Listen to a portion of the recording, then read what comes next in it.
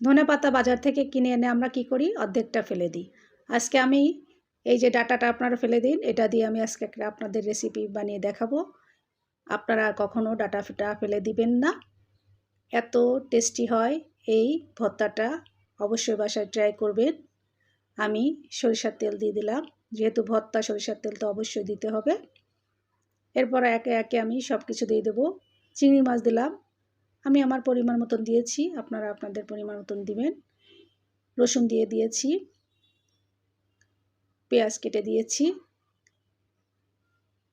আমি সবাইকে বলতে চাই, বাসায় অবশ্যই ট্রাই করবেন, এই ভর্তাটা অসাধারণ ছিল।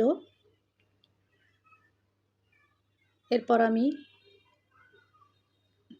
ডাঁটাগুলো দিয়ে দিলাম, ধনেপাতার ডাঁটা।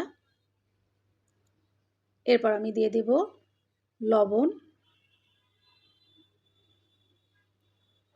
হালকা একটু হলুদ দিব, যেহেতু চিংড়ি মাছ দিয়েছি এই জন্য হালকা একটু হলুদ দিলাম।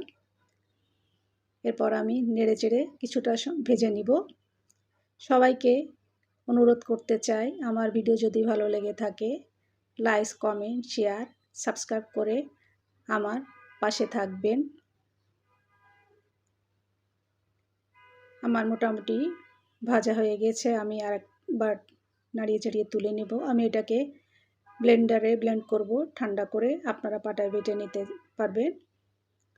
সবাইকে ধন্যবাদ জানাতে চাই, আমার ভিডিওগুলো ধৈর্য সহকারে দেখেন, আমাকে সাপোর্ট করেন।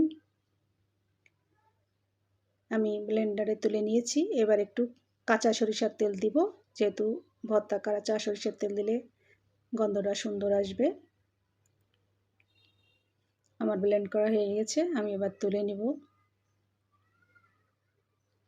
একবার বাসায় সবাই ট্রাই করবেন।